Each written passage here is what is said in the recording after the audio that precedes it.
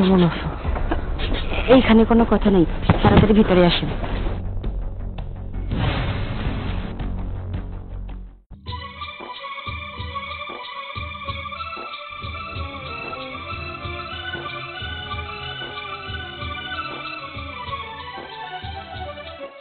মা, ও মা, মা বাবার তো কোথাও পাই নাই। পাস নাই মানে? তোর আব্বা মসজিদে নাই? না, গ্রামের অনেক মুসল্লিদের জিজ্ঞেস করছি, তারাও কিছু কইতে পারে না। তোর আব্বা গেল কই? সে তো সব সময় জোহরের নামাজ পড়াইয়া সঙ্গে সঙ্গে বাড়িতে চলে আসতো, কিন্তু জোহর গড়াইয়া তো আসরক্ত হয়ে গেল, এখনো তো মানুষটা বাড়িতে আসলো না। কোনো বিপদ আপদ হইলো নাকি তাও তো বুঝতে পারতাছি না, খুব চিন্তা হইতাছে। মা, একজনে আমারে কইছিল নানা ভাইয়ের সাথে দেখছিল, তারপরে নানা ভাইকে গিয়ে জিজ্ঞেস করলাম, নানা ভাই বলে না দেখা হয় নাই। তারপরে নানা ভাই বললো মসজিদে তো আজকে আমি নিজেই নামাজ পড়াইলাম, তোর বাবা গেল কই? আচ্ছা, নাকি তোর আব্বা তোর দাদার দোকানে গেছে, গিয়ে দোকানদারি করতেছে? হতেও পারে। মা, তুমি একটা ফোন দিয়ে দেখো। ফোন তো অনেকবার দিছি তোর আব্বারে, কিন্তু ধরতাছে না তো। আর তোর দাদারে যে ফোন দিমু তার তো ফোনই নষ্ট, ফোনে পাইতাছি না। তাহলে আমি কি করবো? তোর দাদার দোকানে গিয়ে দেখতো তোর আব্বা ওইখানে আছে কিনা, যদি না থাকে তাইলে তোর দাদারে জিজ্ঞেস করবি তোর আব্বা ওইখানে গেছিল কিনা। আচ্ছা ঠিক আছে। তাইলে যা, আর দেরি করিস না। আর শোন, তোর দাদা যদি তোর আব্বার বিষয়ে কিছু জিজ্ঞেস করে কিছু বলিস না, তারা আবার চিন্তা করবে। আচ্ছা ঠিক আছে। কই গেল মানুষটা, কিছুই তো বুঝতে পারতাছি না, হঠাৎ করে এইভাবে উধাও হয়ে গেছে। তুমি কিন্তু অনেক সুন্দর, মাশাআল্লাহ। তোমার রূপের বর্ণনা করতে গেলে শেষ হবে না। আল্লাহর কাছে কিন্তু তোমার অনেক শুকরিয়া আদায় করা উচিত। আমার এই রূপ যৌবন সব তো আমি আপনাকেই সুপে দিয়েছি। এই রূপ যৌবন ভোগ করার মালিক একমাত্র তো আপনি। এই কারণেই তো আমার তোমার ছেড়ে যাইতে মন চায় না, একবার যদি তোমার কাছে আসি। আমারও তো আপনাকে ছাড়তে ইচ্ছা করে না, কিন্তু কি করব বলুন তো, আপনাকে তো আমি ধরে রাখতেও পারি না। আপনি আমার কাছে আসেন আবার চলে যান। আর আমি কি করব? তুমি তো জানো আমি মসজিদের ইমাম, লোক লজ্জার একটা ভয় আছে না আমার। তোমার এইখানে আইতে আমার কত ডর করে তুমি জানো, কিন্তু তোমার ওই চান্মুখটা দেখার জন্য আমি মান সম্মানের পরোয়া না কইরাও তোমার কাছে কিন্তু আইসা পড়ি। আল্লাহর কাছে দোয়া করি আল্লাহ যেন আপনার মান সম্মান আরো বাড়িয়ে দিক। আচ্ছা, তুমি এই সব জামা কাপড় গুলা কেন পরো কও তো? এগুলো আমার একবারেই ভাল লাগে না। কি করব বলুন, এই জামা কাপড়গুলো তো আমি অনেক দিন আগে থেকে পরি, এগুলোতে এখন আমি অভ্যস্ত হয়ে গেছি, তাই পড়তে হয়। কিন্তু তুমি একটু ইসলামী শরিয়ার মতো চলতে পারো না? ইসলামিক জামা কাপড় পরবা, বোরকা পরবা, তোমার কত সুন্দর লাগবে জানো। আর আমি হইলাম মসজিদের ইমাম, তুমি বুঝো না এগুলা। আচ্ছা ঠিক আছে ঠিক আছে, আপনি আমাকে একটু সময় দিন, দেখবেন আমি আপনার মনের মতো হয়ে গেছি। তবে একটা কথা, হ্যাঁ, আপনি না একটু আগে আগে আসার চেষ্টা করেন। আপনি তো জানেন আপনাকে না দেখলে আমার একটুও ভালো লাগে না। আপনি যদি আমাকে একটু ফোন দিতে দেরি করেন আমি খেতে পারি না, ঘুমাতে পারি না। তাই বলছি কি, আপনার যদি সম্ভব হয় আমাকে একটু সময়টা বাড়িয়ে দিন। হ্যাঁ, তুমি বুঝো না আমার বিষয়গুলা। আমি একজন মসজিদের ইমাম, এর উপর আমি আবার বিবাহিত, সংসারের দায় দায়িত্ব আছে, মসজিদের দায় দায়িত্ব আছে, সবকিছু ম্যানেজ করে আমি তোমার কাছে আসি, কত ঝুঁকি নিয়ে আসি তুমি বুঝো। খালি তোমার কাছে আমার মনটা পইরা থাকে। আমি চেষ্টা করবো। হ্যাঁ আচ্ছা ঠিক আছে, আমি তো আপনাকে জোর করছি না, আমি শুধু আমার মনের খারাপ লাগাটা আপনাকে বললাম, বাকিটা আপনি বুঝেন। আচ্ছা বাদ দিই, আমি না আপনার জন্য আপনার পছন্দের চিংড়ি মাছ রান্না করেছি, আপনি এখানে বসেন, আমি আপনার খাবারের ব্যবস্থা করছি। খাওয়া দাওয়া করে তারপর দুজনে মিলে এখানে একটু রেস্ট নেব। আচ্ছা। মা, ও মা,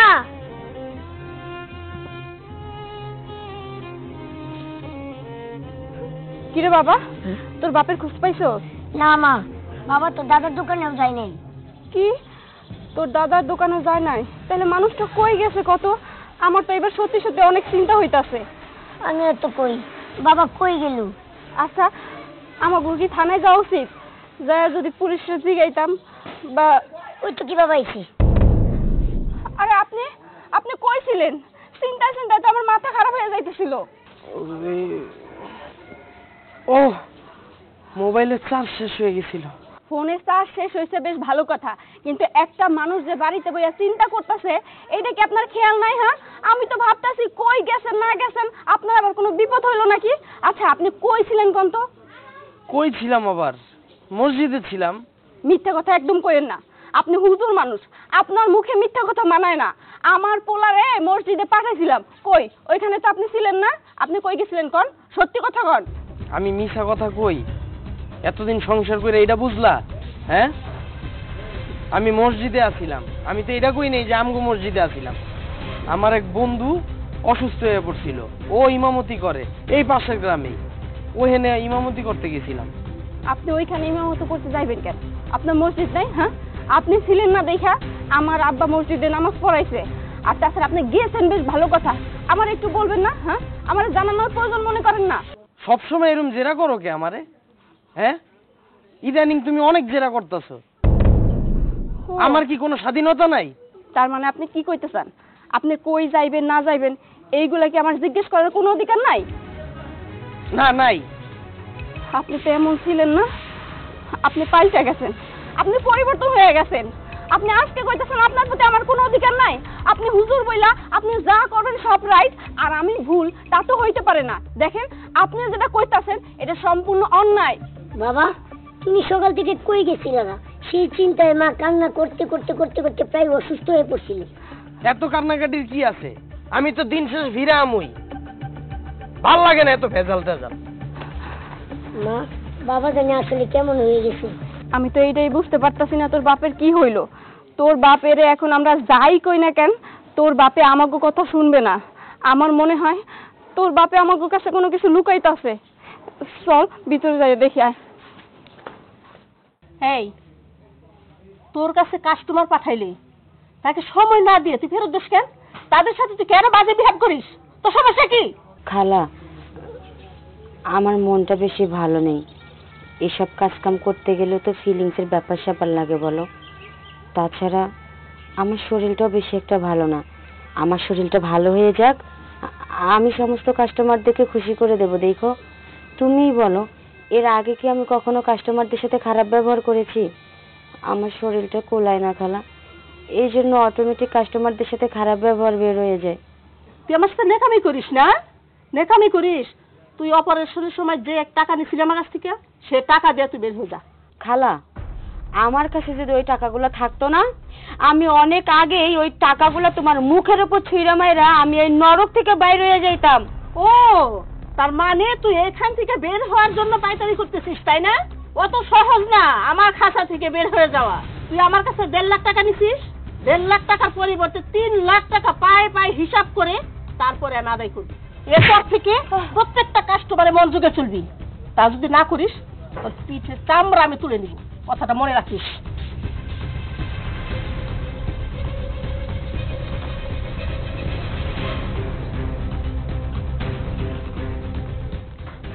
হ্যালো, আপনি কোথায়? আপনার কাছে যদি সময় থাকে একটু আসেন না, আপনার সাথে আমার ইমার্জেন্সি একটু কথা আছে। সবকিছুর একটা সীমা আছে।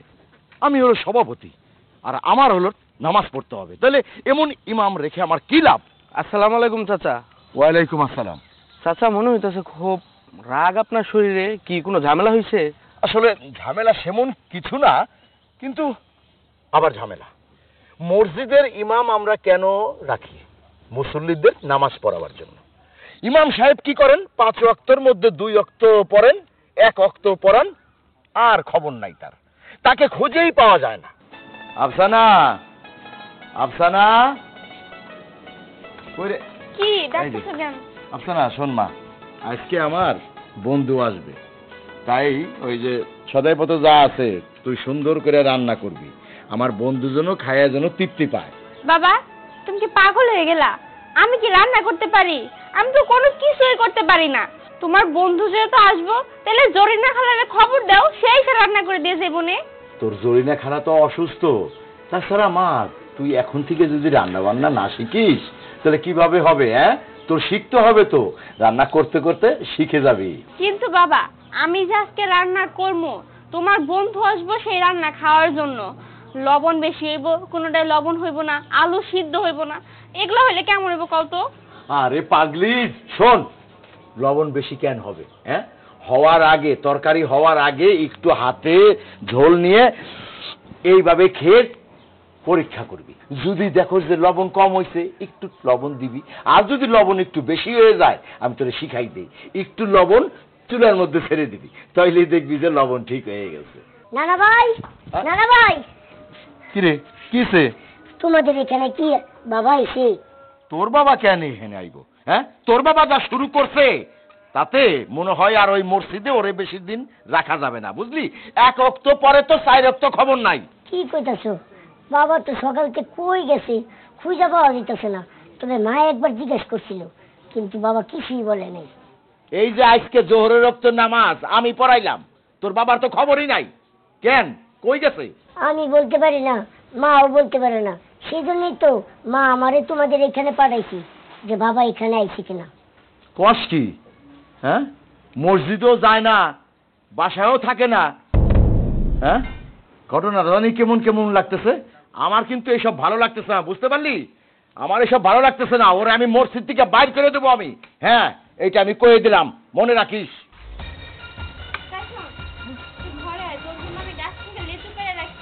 না আন্টি, আমি ঘরে যাবো না, আমার মন এমনিই ভালো না। মা ওই দিক দিয়ে বাসায় কান্নাকাটি করতেছে, বাবারেও খুঁজে পাওয়া যেতেছে না। তুমি থাকো, আমি যাই।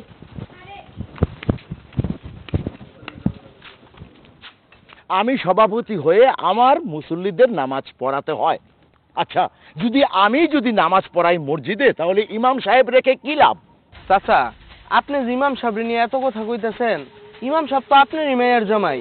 মাইয়ার জামাইয়ের বদলে আপনি নামাজ পড়াইতেছেন, মেয়ের জামাইয়ের বদলে শ্বশুর নামাজ পড়াইতেছে, এটা তো ভালো কথা, পড়াইতেই পারেন।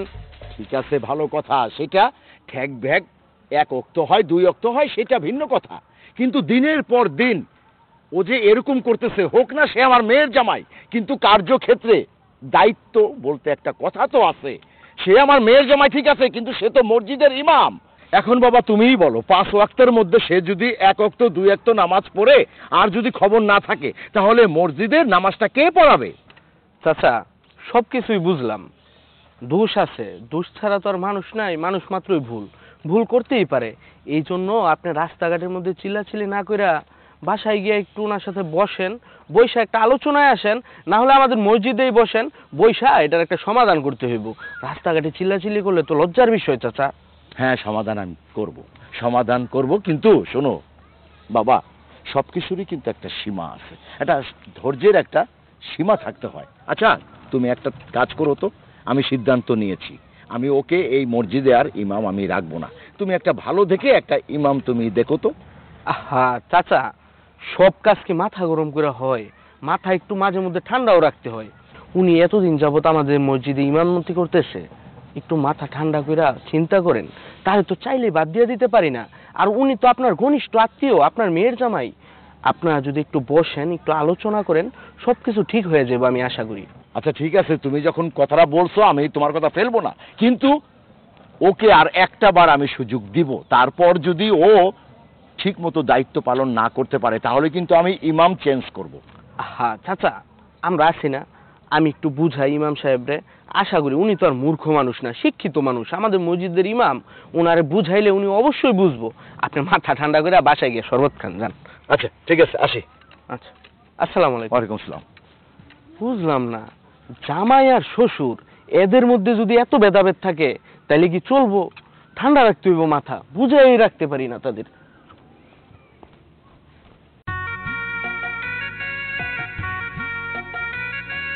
আসসালামু আলাইকুম। ওয়ালাইকুম আসসালাম।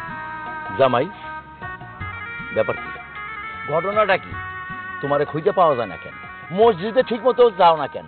মসজিদে নামাজ পড়াও না কেন? ওয়াক্তের নামাজ আমি সভাপতি হইয়া আমি যাই মুসল্লিগণ নামাজ পড়াই। আব্বা, আমি একটু অসুস্থ ছিলাম, এই কারণে ঘরেই আছিলাম। তুমি অসুস্থ ছিলা, তুমি ঘরে ছিলা? তুমি যদি ঘরে থাকো তাহলে আমার বাড়ি এসে তোমারে খোঁজে কেন? না মানে ওই কি মানে কি করতেছো? কোথায় থাকো তুমি? কোথায় যাও? কি করো? এটা তো আমি বুঝলাম না। হ্যাঁ, ইদানিং এই যে কয়েক মাস ধরে তুমি এরকম কেন করতেছো? না আব্বা, সমস্যা নেই, আমি একটু সুস্থ হইলেই আবার পড়ানো শুরু করবো, সমস্যা নেই। মসজিদের যে ইমাম, তার অনেক দায়িত্ব আছে। মসজিদের ভালো মন্দ, অনেক মুসল্লির সুবিধা অসুবিধা, এইসব সবকিছু দেখে হইলো মসজিদের ইমাম সাহেব। মসজিদের ইমাম সাহেব যদি ঠিক মতো মসজিদে না থাকে, ঠিক মতো যদি ওয়াক্তের নামাজ না পড়ায়, তাহলে মুসল্লিরা কি বলে? আমি সভাপতি হইয়া আমি নামাজ পড়াই, সব মুসল্লির কাছে আমার কৈফিয়ত দিতে হয়। এখন আমি তোমার শ্বশুর, সবার সামনে তো আর আমি কিছু বলতে পারি না। এইভাবে যদি চলতে থাকে তাহলে তো হয় না। আব্বা ফজরের নামাজ তো আমি পড়াই আসছি। ফজরের নামাজ পড়াইছো, বাকি ওয়াক্তের নামাজগুলো তো তোমার খবর নাই, তোমার চেহারাই দেখা যায় না। শোনো, আর দরকার নাই, আমি সিদ্ধান্ত নিয়ে নিছি তোমার আর ওই মসজিদে ইমামতি করতে হবে না। আব্বা আমার কথাটা শুনে। কোনো কথা আমি শুনতে চাই না। আমি নতুন ইমাম সাহেব নিয়োগ করছি, এই সপ্তাহের মধ্যেই সেই মসজিদে জয়েন করবে।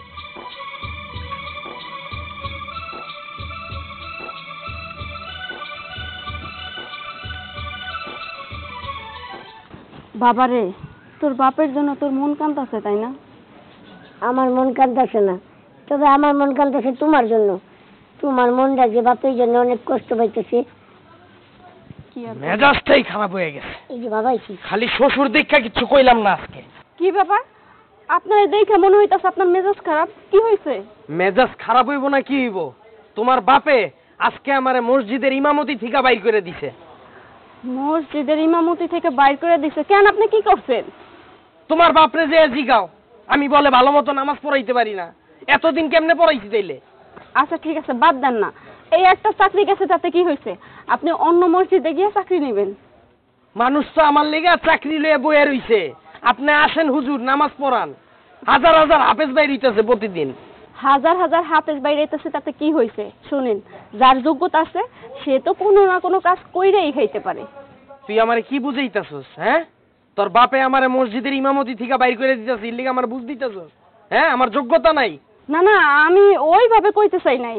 আপনার তো যোগ্যতা আছে, আপনি তো অনেক শিক্ষিত মানুষ। তাহলে আপনি এক কাজ করেন না, এই মসজিদের ইমামতি বাদ দিয়া আপনি ঢাকায় গিয়ে ভালো একটা কাজ বাজ করেন। ঢাকায় যায় আমি রিক্সা চালাই। হ্যাঁ, সারা জীবন তো আমি রিক্সা চালাই আইছি, এখন যাই আবার রিক্সা চালামু? ইমামতি ছাড়া আমি কিছু করছি? সারা জীবন মানুষ আমার সম্মান করে আইছে, তুই চাস আমি যে কামলাগিরি করি? হ্যাঁ, তুই কি পাইছস? বুঝতে পারছি আপনার মেজাজ অনেক খারাপ, আপনার সঙ্গে এখন কোনো কথাই কওয়া যাবে না। আচ্ছা আপনি ঘরে যান, আমি দেখতাছি কি করা যায়। আমি আর কিচ্ছু করতাছি না, তুই কি করবি না করবি এটা তোর বিষয়। আমি এখন থেকে ঘরে বসে থাকুম, তুই খাউন লয়ে আবি আর আমি গিলমু। এখন কি করবি কর।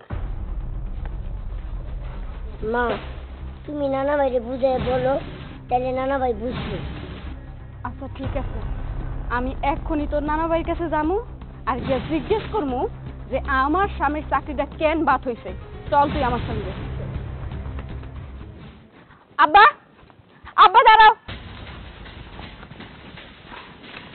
কি শুরু করছো তুমি? আমি আবার কি শুরু করলাম? তুমি কি চাইতাছো? আমরা মা পোলা না খাইয়ে মইরা যাই? আরে কি হয়েছে সেটা খুলে কবি তো। তুমি নাকি আমার স্বামীর চাকরি বাদ দিয়ে দিছো, তুমি নাকি তার পরিবর্তে অন্য একটা ইমাম নিছো। ও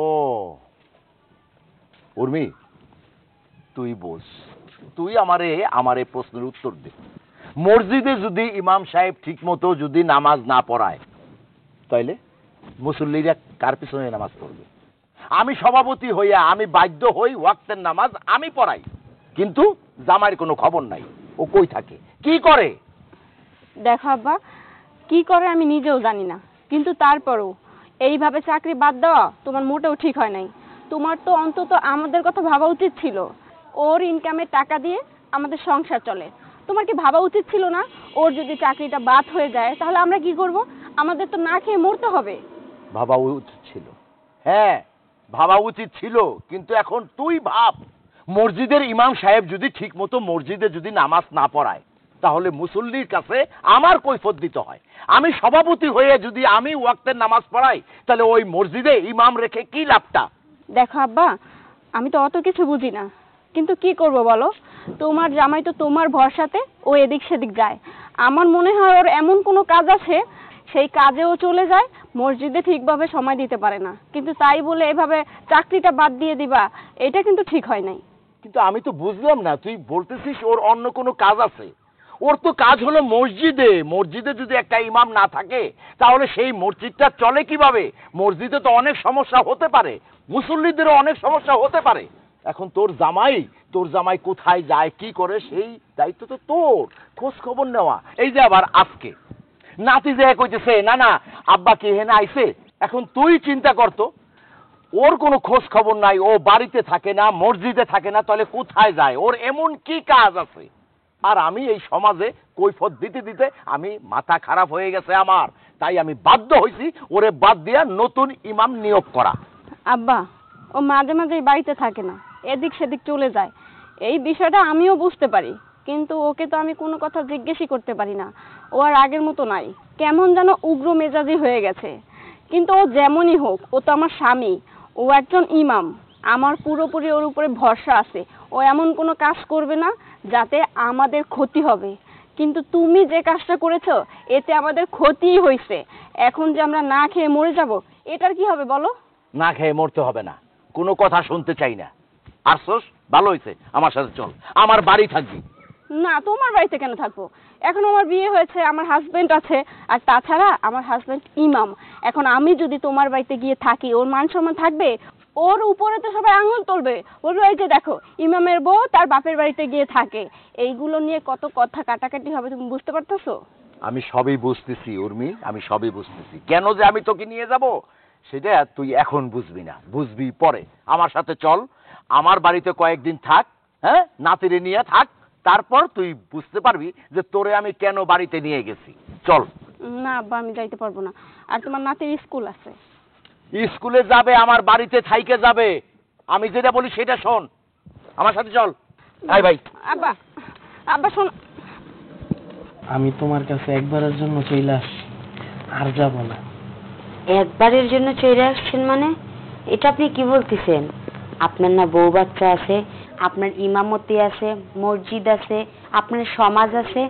আপনি এসব রেখে যদি আমার কাছে এসে পড়ে থাকেন তাহলে কি আপনার চলবে? হ্যাঁ, আমি এখন আর ইমামতি করি না তো, আমার চাকরিটা চলে গেছে। আপনার চাকরি চলে গেছে মানে? আপনার কি দোষ? আপনার চাকরি কেন চলে গেছে? ওই যে তোমার কাছে এইসব সময় দেই, ওইখানে নামাজ পড়াইতে হয়তো সময় না দেওয়ার কারণে আরেকজন ইমাম রাখছে।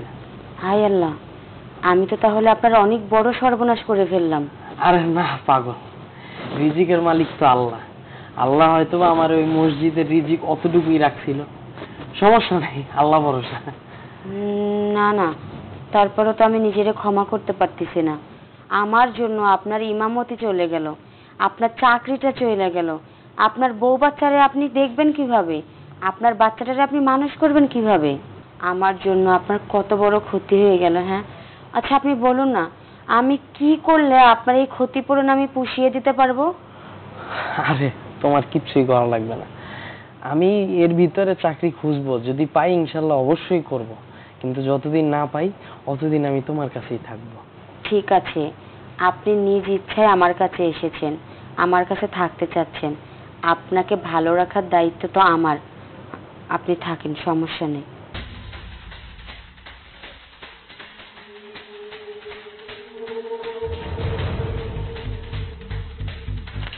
মাহফুজ, কি ব্যাপার? তোমাকে আমি বললাম মসজিদে আজান দেওয়ার জন্য, তুমি এইখানে দাঁড়ায় দাঁড়ায় কি করো? দেখতেছি চাচা, দেখতেছি। দেখতেছো? কি দেখতেছো? দেখতেছি আপনার মেয়ের জামাইকে খুব সুন্দর করে আমার দুইটা চোখ দিয়া দেখতেছি। আমি আমার চোখে বিশ্বাস করতে পারতাছি না দেখা। কি কইতেছো তুমি? হ্যাঁ, এই ফাঁকা জায়গায় জামাই কই? তুমি কি পাগল হয়ে গেছো নাকি? তাই তো, আর ওনারে আমরা বাড়িতে রাই খাইছি, আপনি কি আজে বাজে কথা কইতাছেন? আপনার চোখে মনে হয় পড়তাছে না, সামনে ফাঁকা জায়গা হইলেও পিছনে কিন্তু একটা বাড়ি আছে, আর এই বাড়িটা হইতাছে এই এলাকার একমাত্র যৌনকর্মীর বাড়ি। আপনার জামাই এই যৌনকর্মীর বাড়িতে কি করতেছে আর আপনার মাইয়ার জামাই কি করতেছে আপনি নিজের চোখে গিয়ে দেখে আসেন।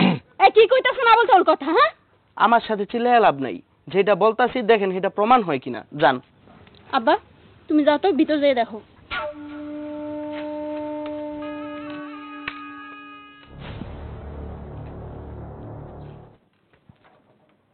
নুর ইসলাম, বাইরে আসো।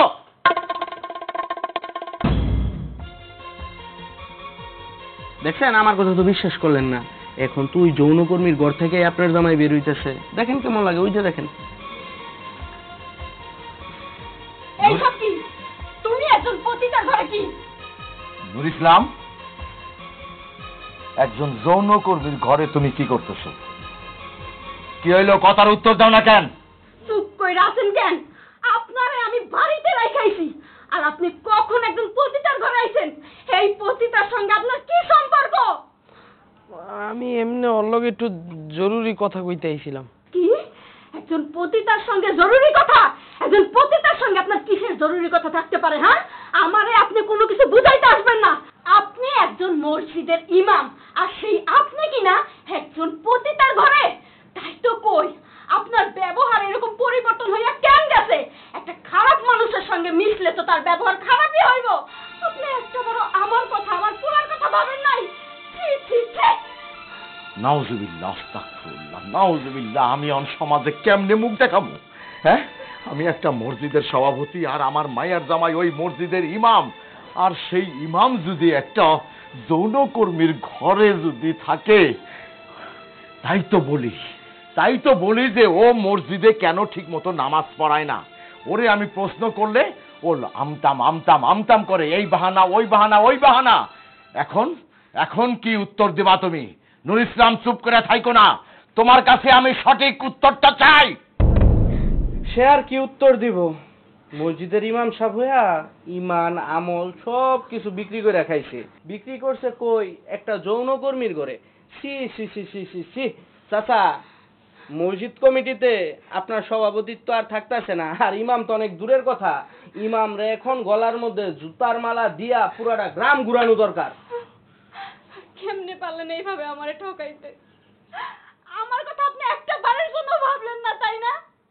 আমার মধ্যে কিসের কমতি ছিল যে আপনার একটা পতিতার ঘরে আসা লাগলো? আমি তো সব সময় আপনার কথা চিন্তা করছি। আমি সব সময় আপনার কথা চিন্তা কইরা আমি কখনো খারাপ পথে যাই নাই। কেন? আমি একটা মায়া মানুষ, আমিও কি চাইলে পারতাম না খারাপ পথে যাইতে? কিন্তু আমার মাথায় সবসময় এইটা ছিল যে আমার স্বামী মসজিদের ইমাম, আমার চলাফেরাটা ওই রকমই হইতে হইব। 10 গ্রামের মানুষ আমারে সম্মান করে, আমি একজন হাজি মানুষ। আমার মেয়ে সব সময় শরীয়ত মোতাবেক পর্দা করে চলে, আর আমি আমার মেয়ের বিয়েও দিছি একটা ইমাম সাহেবের কাছে। এখন যদি সবাই আমার চোখে আঙুল তুলে কয় যে আপনার মাইয়ার জামাই ইমাম সাহেব পতিতার ঘরে যাওয়া আসা করে, তাহলে তুমি উত্তর দাও নুর ইসলাম, আমি কি করব? আমি কি আত্মহত্যা করব? থামেন আপনারা, আল্লাহর দোহাই লাগে, ওনাকে আর কিচ্ছু বললেন না। দেখেন, এখানে ওনার কোনো দোষ নাই, যা দোষ সব আমার। না, তোমার কোনো দোষ নাই, সব দোষ আমার। আপনারা জিজ্ঞাসা করতেছিলেন না আমি একটা পতিতার ঘরে কি করি? এই পতিতা হইল আমার বউ। হ্যাঁ? আপা, ও কি কইতাছে? একজন পতিতা নাকি তার বউ? তাহলে আমি কেডা? তুমিও আমার বউ। আসলে ওরে আমার বিয়ে করার একটা বিশেষ কারণ ছিল। কিসের বিশেষ কারণ? ও চাইছিল দিনের পথে আসতে। ও আমাকে বলছিল যে ও এই রাস্তাটা ছাইরা ভালো হইতে চায়, আর এই জন্যই আমি তোমাদের সবাইকে না জানায় ওকে বিয়ে করছি, যেন আস্তে আস্তে আমি ওকে দিনের পথে আনতে পারি। কিন্তু ওই মুহূর্তেই তোমরা আইসা হাজির হয়ে পড়লা। এইখানে আমার কোনো দোষ নাই।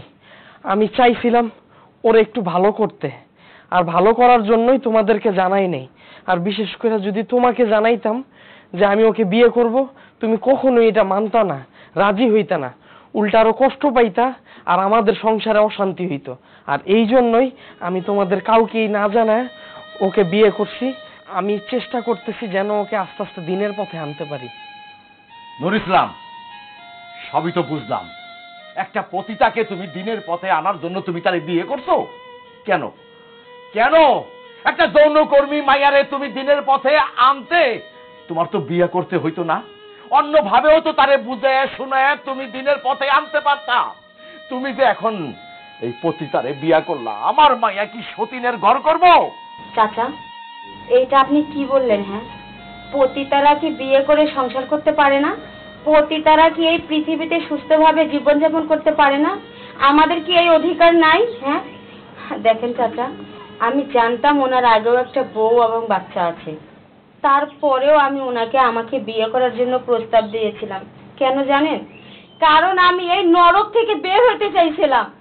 আমি চাইতেছিলাম না এই নরকে আর বাস করতে, আমি চাইতেছিলাম এই পৃথিবীতে সবার মতো সুস্থ জীবন যাপন করতে।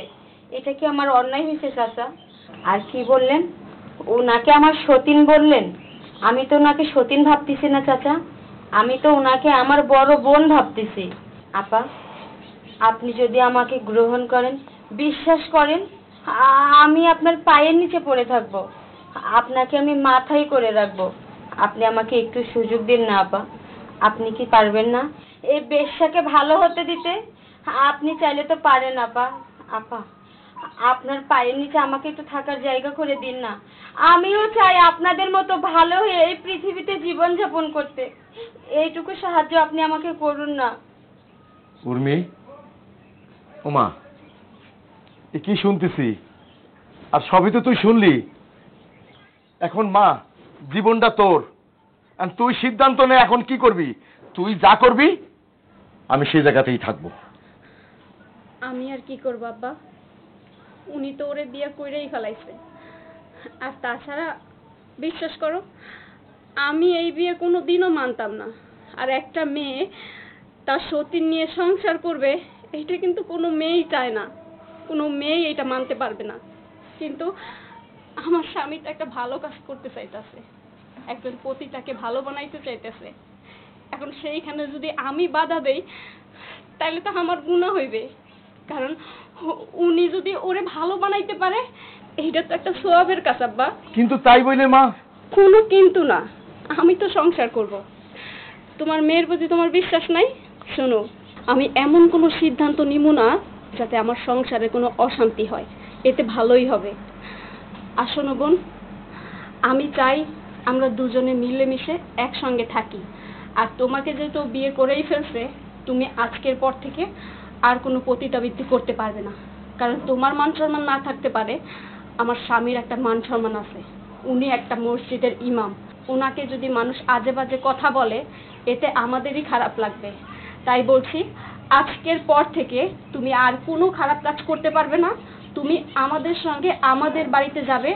আমি যেভাবে চলাফেরা করি, যেভাবে মাথায় হিজাব দিয়ে কাপড় পরে আমি বাইরে বের হই, বাইরে যেভাবে পর্দা করে বের হই, তুমিও সেম একইভাবে আমার মতো চলাফেরা করবে। তাহলেই আমি এই বিয়ে মেনে নিব। ঠিক আছে আপা, আজকে থেকে আপনারা যা যা বলবেন আমি তাই তাই করব। চাচা, তাইলে তো সবকিছু শুনলাম। ভাইজান তো খারাপ কোনো কাজ করে নাই, সে ইমাম হইয়া ইমামের মতো দায়িত্ব পালন করছে। তাকে জুতার মালা না, তার গলায় ফুলের মালা দেওয়া উচিত। সে অনেক সোয়াবের কাজ করছে। তার চাকরি বিষয়ে আমি কোনো সমাজে কোনো কথা বলবো না। সমাজ তারে মাইনা নিব এবং 100% মাইনা নিব, এবং আমি তারে আমাদের মসজিদ থেকে একটা সম্মাননা দেওয়ার ব্যবস্থা করি। তাইলে এইখানে আর না থাকি, চলেন বাড়িতে চলেন। বোন, চলো বাড়িতে। চলো।